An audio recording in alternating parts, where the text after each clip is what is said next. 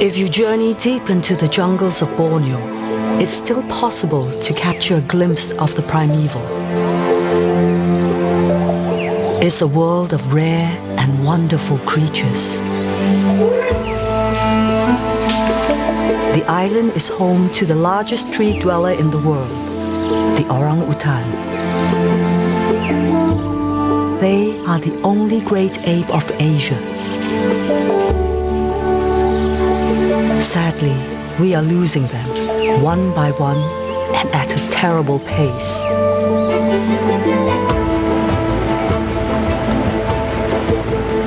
I'm Michelle Yeoh, and I've come home to Malaysia for the adventure of a lifetime. Okay, mari. Jalan. In the animal's eyes, I see a thoughtful and intelligent being. Good, you see? He's really ready to go. I'm here to find out what's being done to protect this remarkable creature, to meet the people fighting to save them. Join me deep in the jungles of Sabah, Malaysia, among the great apes.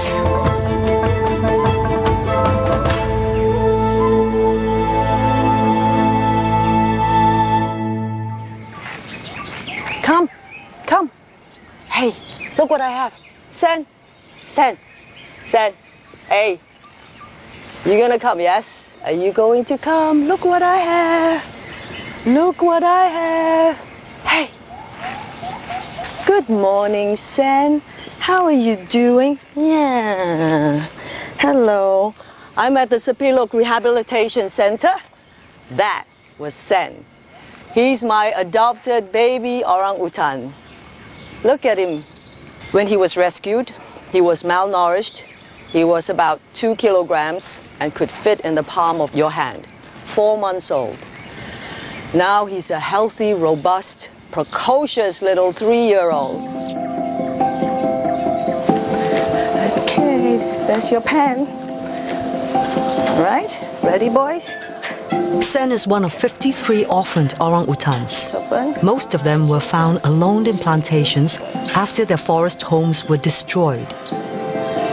Sepilok provides a home and safe haven with the intention of returning them first to full health and then back to the wild. Yeah, both of them are in there. You want to go play with them? Look at them. I'm volunteering here to see for myself what it takes to return them home. This is the first successful orang-utan rehabilitation center in the world. It's located in the state of Sabah, Malaysia, in the Kabili Sepilok Forest Reserve. They're actually very gentle. When rescued orang-utans arrive, we take on the role of mothers. Okay, okay. All right, I'm not going. I'm starting to feel a real bond with these babies. Oh, come on, baby. No, your bottle is over there. Come on, hold on.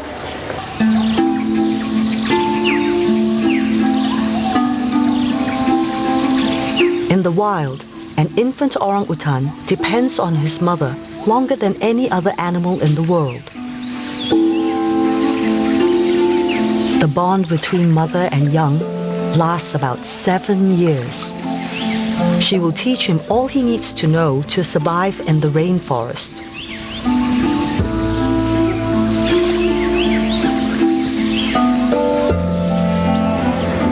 Hi, Dr. Cecilia. Michelle. Good morning. Morning. They're enjoying the electrolyte. Yes, See that? Okay. At the center, Dr. Cecilia is the resident vet. Well, we normally feed them with milk. Yeah. But today they're having a bit of diarrhea, as you can see here. Yeah. So that's why we give them rehydration fluid, the oral electrolyte. Yeah. The rest of the youngsters are getting restless and demanding their morning meal. Maybe you can. Hi, Sen. Oh. It's not easy to keep up with so many hungry mouths. Good baby. Then with the older ones, oh my goodness. They were hungry, crying desperately, screaming away, throwing little hissy fits. One at a time, okay? Send first. Send first. We're coming to you, Yisung. Don't worry. Here we go, baby. Here, come here. Okay. You got it? Are you good? Yeah. Cheerio? Okay, darling. Woo! So everybody is very excited to get their milk. And when they finish theirs, they're eager to get next door's milk as well. Come on, Candy. After breakfast, we move the orang-utans to their play cages for exercise. All right. Yeah? Okay. Let's go. All right. You feeling good this morning? Whee! Good. Come on. Hey, you're behaving well this morning. Yes, you'll get your play when you get into your pen. Go, one at a time. All right. Up. Go up. The play cages allow them to develop their social skills. Up you go.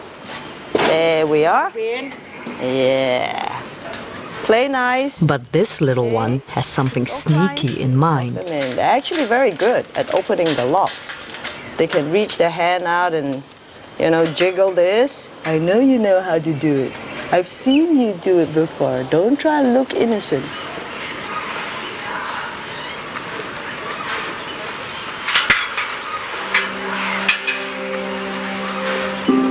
So this is my Sen. Your Sen. Yeah. Okay, up we go, Sen. Yeah, you... Caged orangutans need a bath every day. Yep, give that to Okay, me. baby. No. It's good for you to bath. Sen. Yes, I know you get like that. Whoa. That's great. There we go. He's got a mind of his own. Yeah. Yeah.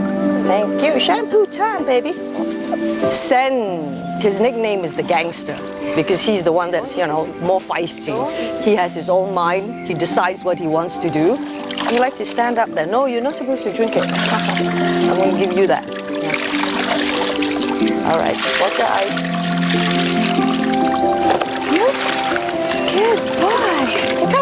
Woo! He's wiping his face. Yeah. Okay. All right. Thank you. Wiping time. There we go. Okay. So we can actually take this opportunity to check for wounds, if there's any. Yeah. So no wounds yet? No. Yeah, let's just check a little bit. No.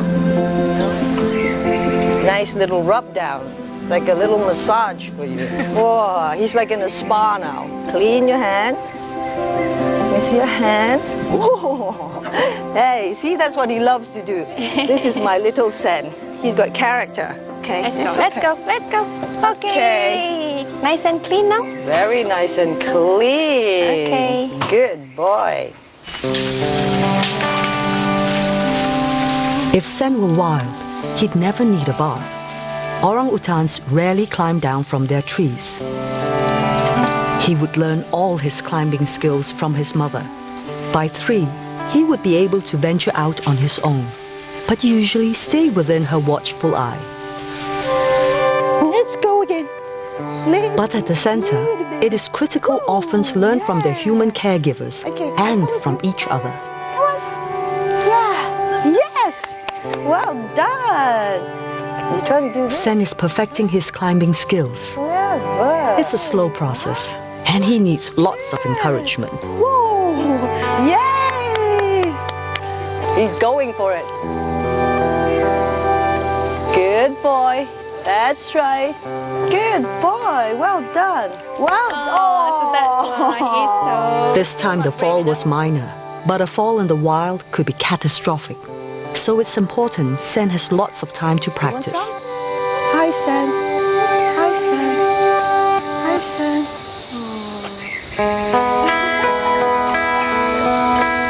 I think doing something like this is very gratifying. I am learning so much.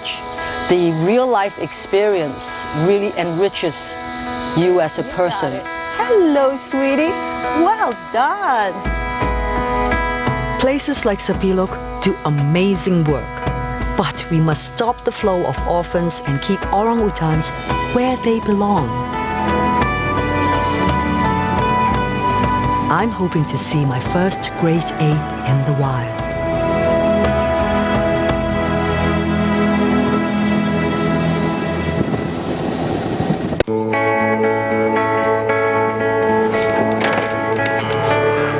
Ready? battle to save orangutans is Mark Ankrenas. All right, this is the way. Here we are.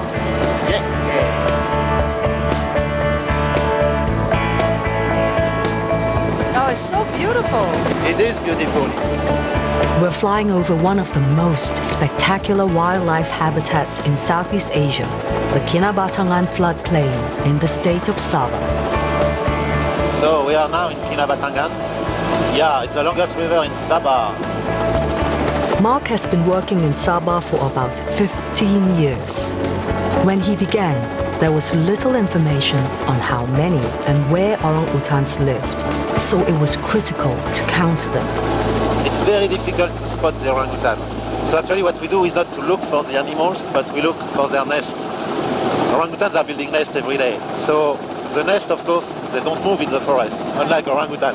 So it's easier for us to find the nest. So what we do now is to try spotting orangutan nests. Is that one there? Yes. Yeah, here you have one nest. Very good. Using helicopter and ground surveys, not only did he learn there were over 1,000 orangutans living within the Kinabatangan floodplain, but 11,000 in Sabah. Oh wow, big one here. Wow, yeah. Finding 1,000 orangutans is good news. Over the last century, the orangutan population here has decreased by 95%. It is also estimated that more than 3/4 of Sabah's virgin forests have been logged. For years, scientists thought orangutans needed virgin forest to survive. This area Yeah. it's not virgin forest. No, it's not. These forests have been exploited, and what we started to do 15 years ago was to study whether orangutan could survive or not in this kind of habitat. And what we find out is that they are mostly eating fruits, but when there is no fruits available, like in this kind of forest, they will go for leaves or for bark. We still have a lot of different trees, as you can see, which means that there is enough food available for the animals. Knowing this, conservation plans can be made where even degraded forests play a role in orangutan survival. From the skies, we take to the river.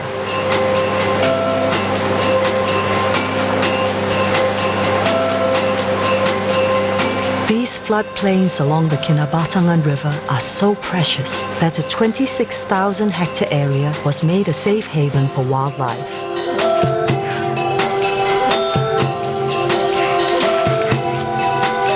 Found only in Borneo, proboscis monkeys are one of 10 primates that live here.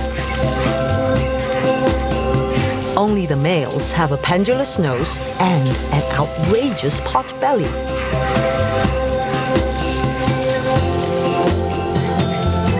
These curious monkeys have multi-chambered stomachs that allow them to feed primarily on leaves. They rarely stray more than 600 meters from the shore, so their survival depends on this swath of forest along the river.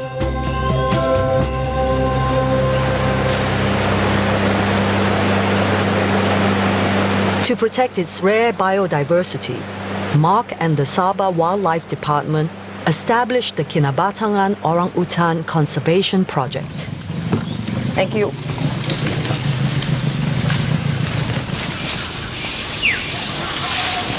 Now the project has 40 local research assistants. Its permanent study site is where most of the detailed orangutan research is done.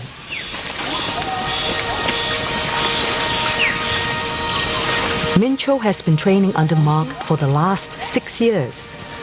He knows the forest so well that we quickly find what we are looking for. Oh, yeah. A wild orangutan, a 3-year-old and his mother.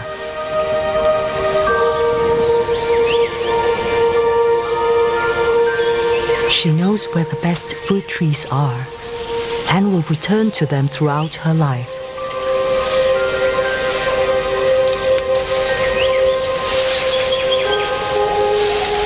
But they are not the only ones in the tree. Oh, there's 2 babies. Two babies? 2 small ones. It's too small. Orangutans are usually solitary, but a fruiting tree can attract several animals.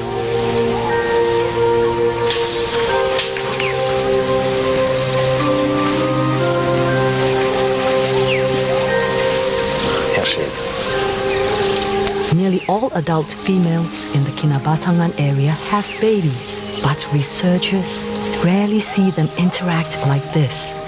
But do babies always play together?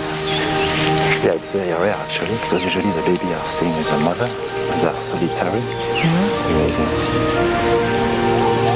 Orang-utans still impress even experienced scientists like Mark. Wow, very cool. Very lucky today.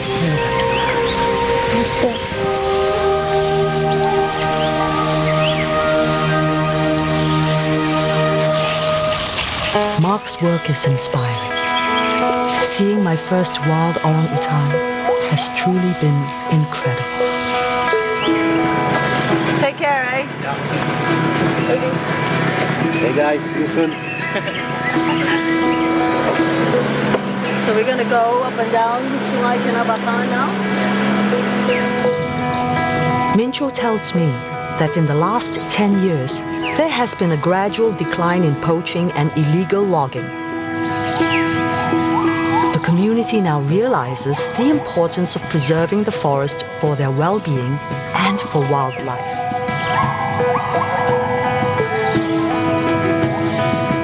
But all is not well in paradise. Habitat loss is the most critical threat to the survival of the orang-utans here. Oil palm plantations and cleared areas due to logging have forced orang-utans into smaller and smaller areas. Kinabatangan Wildlife Sanctuary is made up of pockets of protected habitat. Some of these areas are too small to sustain a viable long-term population. The areas in between can severely hinder the movement of orang-utans. So efforts are being made to create forest corridors. The animals could be extinct in less than 50 years if nothing is done to reconnect them. The government, NGOs and plantations are working together to create solutions.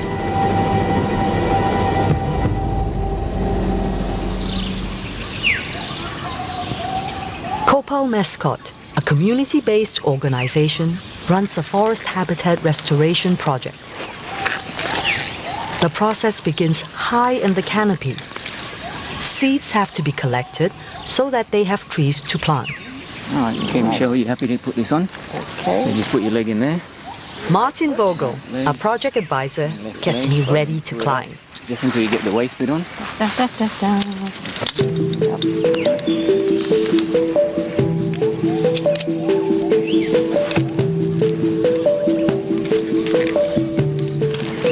Okay. Let's go.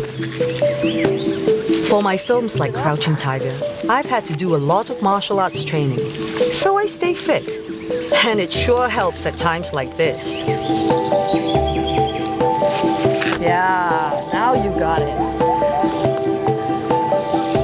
I've actually done a lot of climbing too, but I think they're not sure I can make it. Almost there.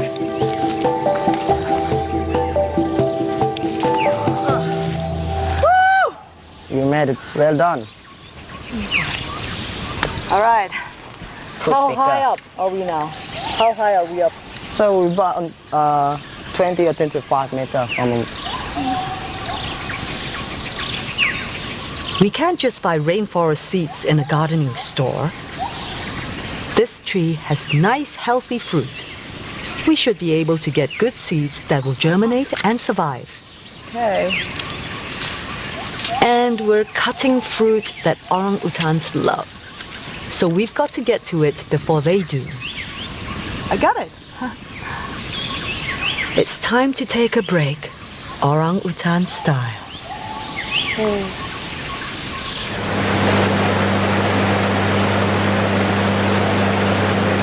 2 kilometers Rosli Jukrana oversees the forest restoration project. Getting my bearings.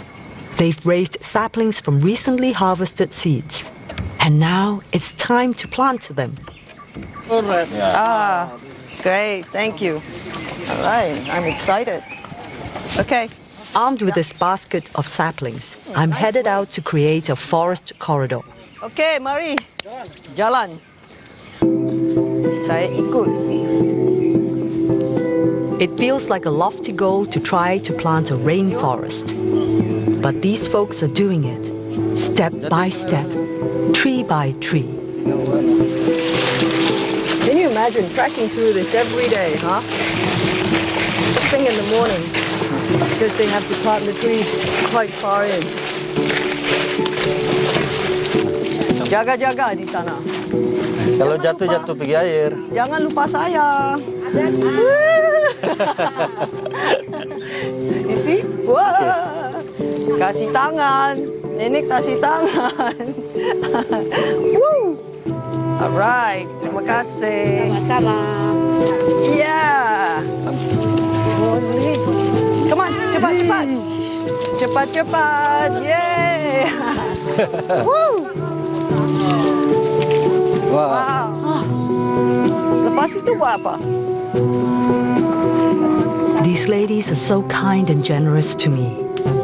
Wah, ini saya kawan baru. Terima kasih. Satulah. You satu, saya satu.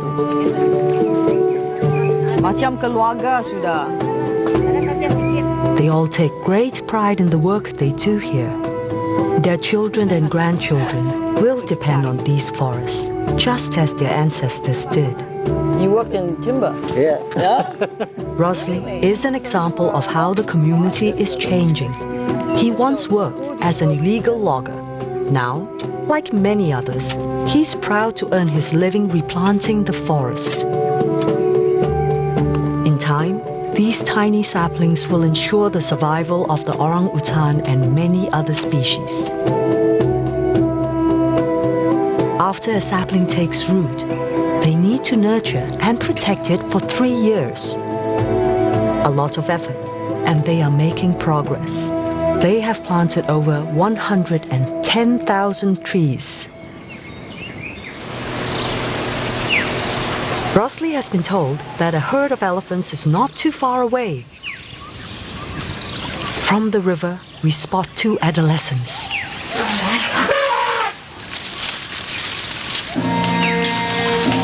Rosli thinks there might be more.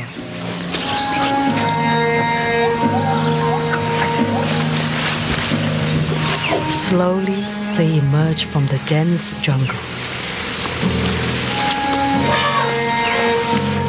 It's amazing.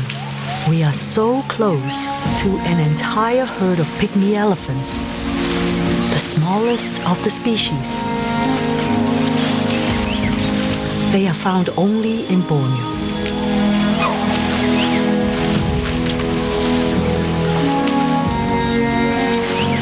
Elephants come down to the river to bathe and drink.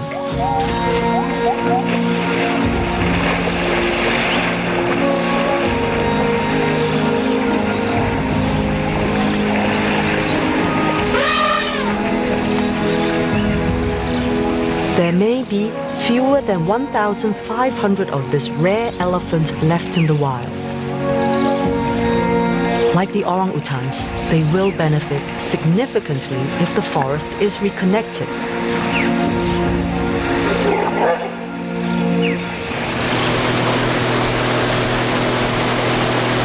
On certain stretches of the Kinabatangan, the forest is reduced to a narrow band, forcing the orang-utans to the edge of the river. Rosli's trained eye spots something in the trees. I can hardly believe my good fortune. It looks like it might be a male.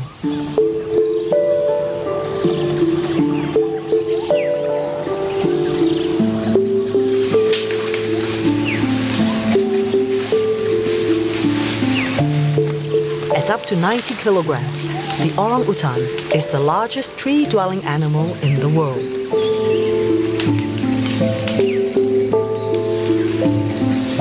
He bears the broad shoulders and wide cheeks that tell other males he's in charge in this patch of forest. There's a lot of fruits in that tree. A peaceful loner, he could live for 50 years and would sire many babies while in his prime.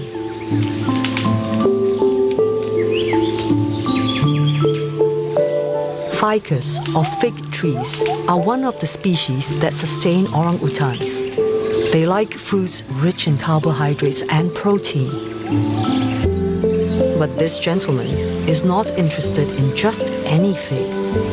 He has patience to search for the ripest ones.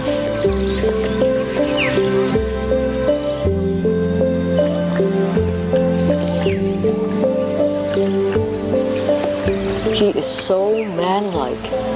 He's a beautiful, beautiful looking guy.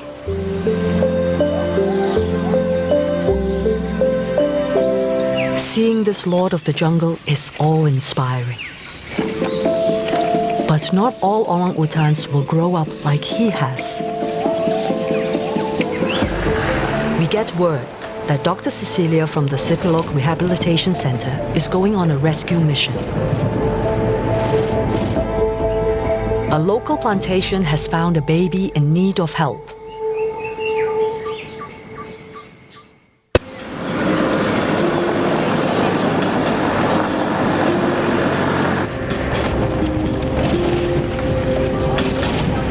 My journey into the wilds of Kinabatangan ends too soon. Now, there's an orphaned baby we need to rescue. Dr. Cecilia and I just hope it's not too late to save this one.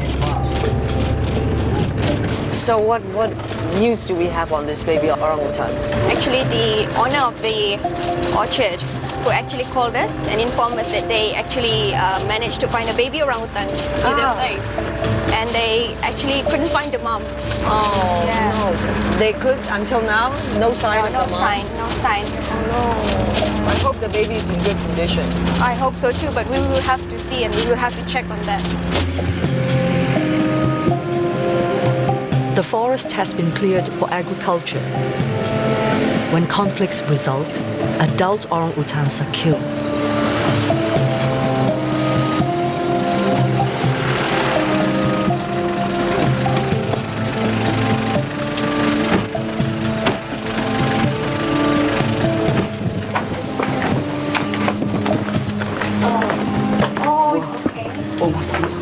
Orphaned babies are often found in poor health. Is he in good shape? Many suffer from stress, depression, and malnutrition. I can see a banana there, so I guess they've been giving him bananas. This one seems to just need his mom. Oh my goodness. He's calm. He's calm. He's calm. Oh, okay. Oh, let's do a quick check. Let's do a quick check. Yeah, just around here if he's okay. Okay, let's see. Just open your mouth a little bit, baby. I know you're scared. You're not healthy. Okay. Sorry. Now we'll rush the baby back to Sapilok. Okay, baby. Thank you. Okay. Sorry. We will have to check him straight away once we reach the clinic area. He might be starved for attention, but at least he'll eat. There are fewer orphans needing rescue every year. This may be a good sign that less land is being converted for agriculture.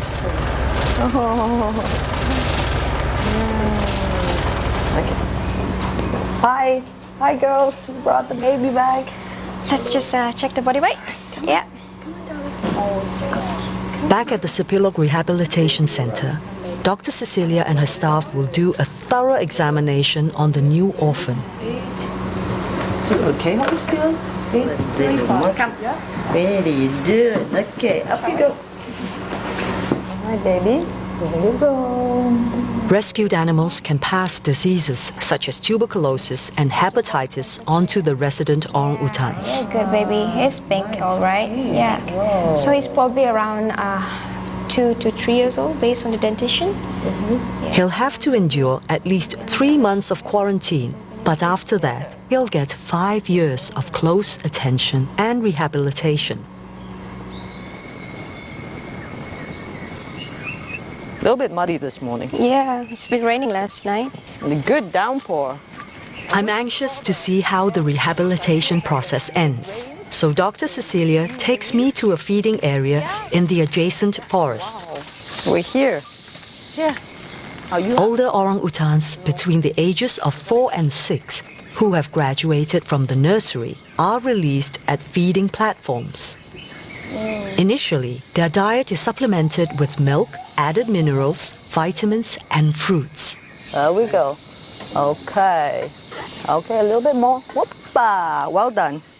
Later, they are slowly weaned off the food and encouraged to fend for themselves. What are you holding onto my leg for? The rehabilitation process is considered successful when an orangutan has totally adjusted to the forest and shows signs of independence. To graduate from the feeding platforms, apes must be expert climbers, know where to find their own food, and know how to build a nest for sleeping. But even with all the preparation possible, accidents can happen.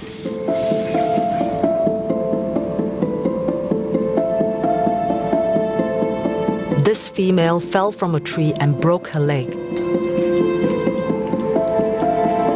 Dr. Cecilia operates, inserting a metal plate to reconnect and stabilize the broken femur. The surgery takes 2 hours, but the female eventually makes a full recovery.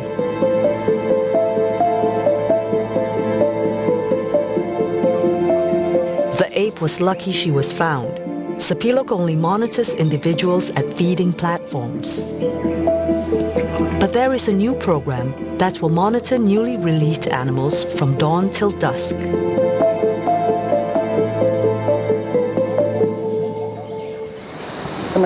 Oh, hi there. And this is Unaru? Come on. All right. Nauru is one of Sepilok's most recent graduates. Today, he's the first of 2 youngsters getting a pre-release exam. After 6 long years, he's ready again for the wild. Since Sepilok first opened, they've released more than 300 orangutans. Nice bite. Sepilok has reached its maximum carrying capacity. A bigger area has been identified in a sanctuary called Tabin. It's going to be a long ride, huh? The chief vet of the Sabah Wildlife Department, Dr. Sen Nathan, is here to head the translocation. Sepilok is 40 square kilometers. Tabin is 1,200 square kilometers. So roughly, it's roughly twice the size of Singapore. It's a huge place. At Tabin, the animals will be monitored closely to get a clearer picture of how they adjust to the wild. Good. You see, he is really ready to go. Okay, and there he goes. Look. Well done.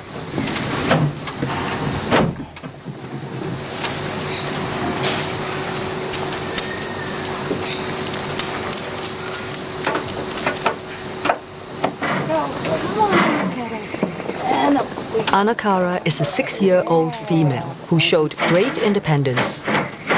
She's ready to go too. Before we leave, Dr. Cecilia will just prepare some electrolytes, some fluids for them, a little bit of food for the journey. So we're looking at maybe 3 to 4 vet checks along the way. That's okay? They're eating the corn? Oh, that's fine.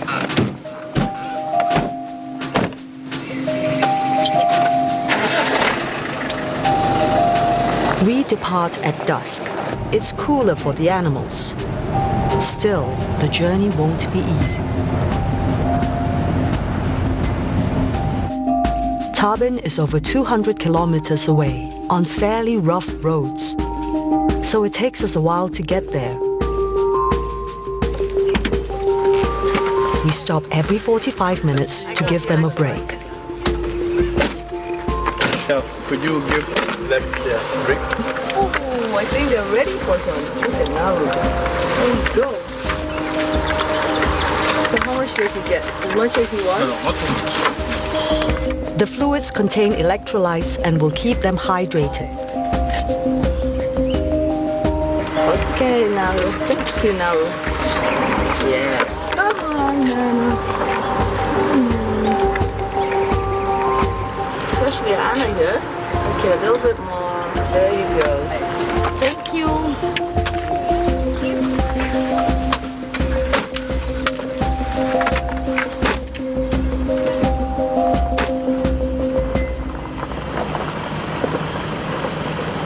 Finally, after some 5 hours, we reach Tarbin Reserve. The orangutans must be exhausted.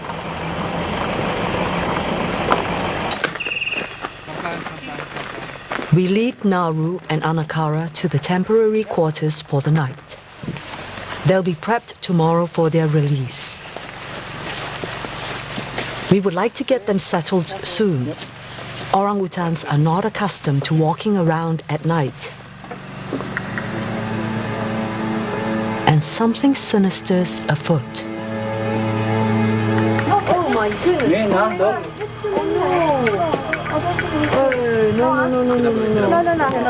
You shouldn't. Where are we going to keep it in? Fire ants swarm the cages and the surrounding ground. If they feel their nest is threatened, these tiny creatures will attack. They inject a nasty poison with their painful sting. Can we bring their transport cages? Yeah. Carry the transport cages and bring it over here and put it in the living quarters. Yes. We will relocate them to a ranger office for the night. Sini ada fire ant. Okay. Well, that was kind of unexpected. Yeah, well, Michelle, these things happen in the forest, huh? Expect the unexpected. And it's lucky we spotted those fire ants because those could have caused a lot of injury to those orangs.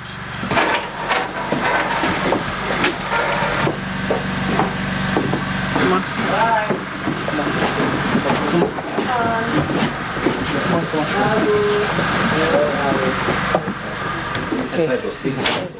Jaga. Okay. It's been a very strange day for my traveling companions. A bedtime snack should help settle them down for the night.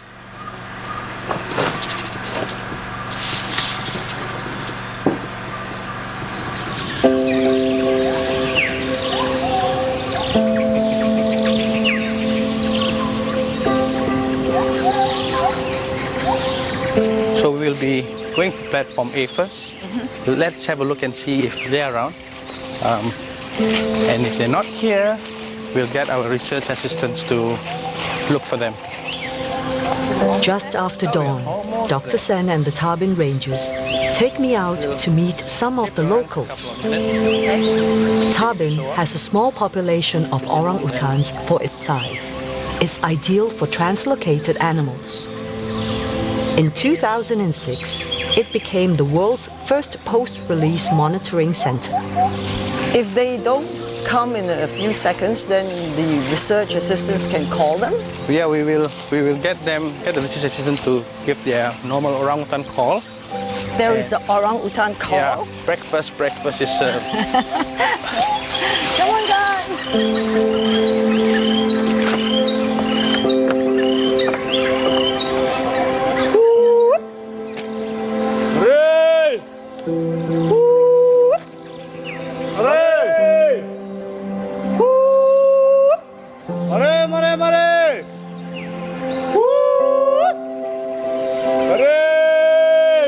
No luck at this first platform, so Dr. Sen must lead me deeper into the orang-utan's world. It'll be quite slippery. Yep.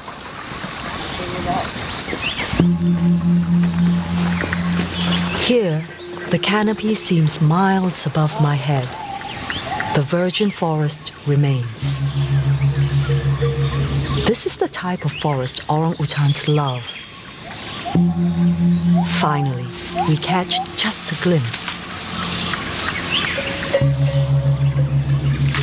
When these ones were first released, they came back for food every day. and they were given a medical checkup once a month. Now, after 6 months, they are more self-sufficient, not so eager to see us.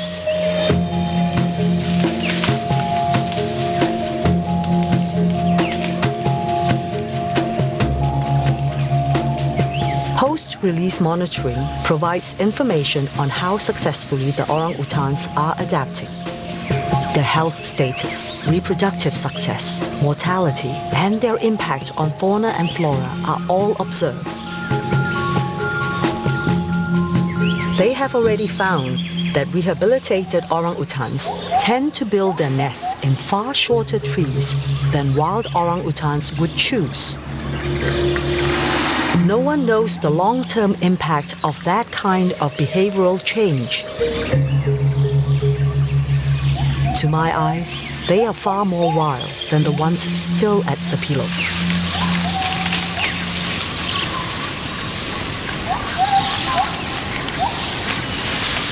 This one might like to meet me, but the days of hugging and playing with these apes are over.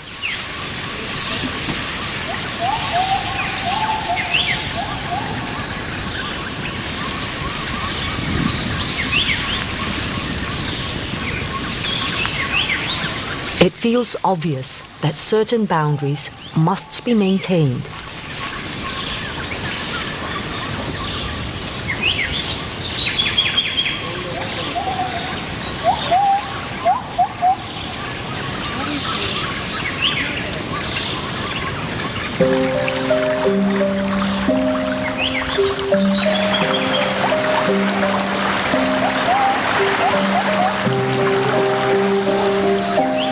It is amazing to witness how far they have come. A stream in the jungle makes for food and water.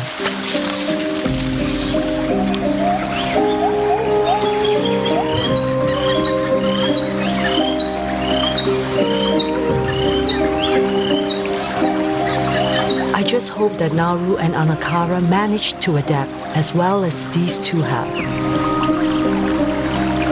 We will know soon enough. They are due for release tomorrow.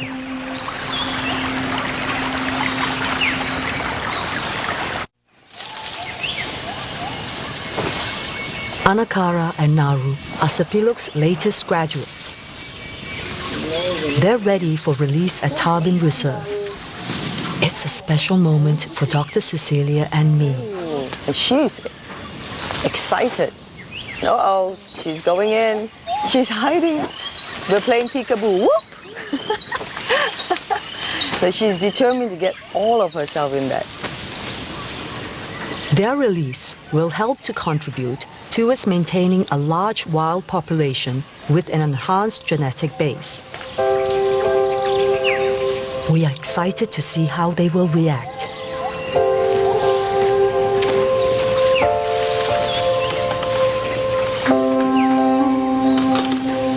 Orangutans are coming out now, and So the two of them, they will be assigned. yes, there will be 2 research assistants assigned to each of the orangutans, and they will be monitoring them around the clock.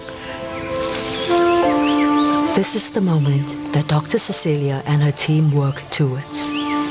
From rescuing baby orphans, teaching them to cope in the wild, and then setting them free. It's like the mommy watching her babies. Mixed feelings.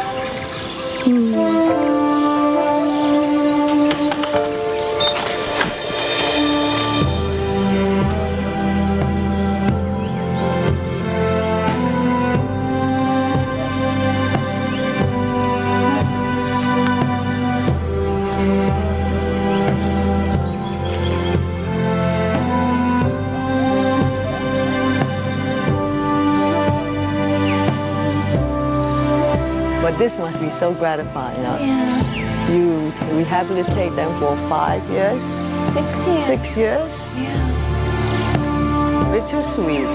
Bittersweet. Bittersweet.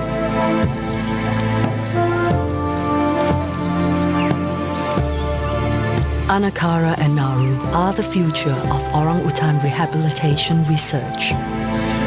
Their lives here will expose successes and flaws that will be used to strengthen the program.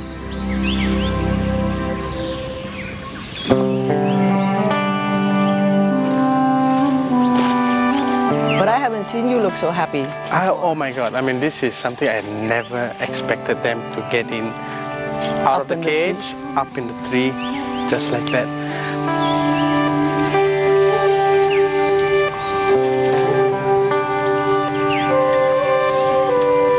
This incredible journey among the great apes in Sabah is sadly coming to an end. It's been amazing, inspiring, moments I will never forget. When I see the volunteers, when I see the doctors, when I see the rangers, I don't think this is just a career for them. I think this is a passion, a dedication. You can see in their eyes when they look at these animals, it's like looking at their children. I think what they're doing here is necessary, because if we don't continue work like this here, then our orangutans are going to be extinct. I would like to see more of us locals being here and appreciating the wonders that we have.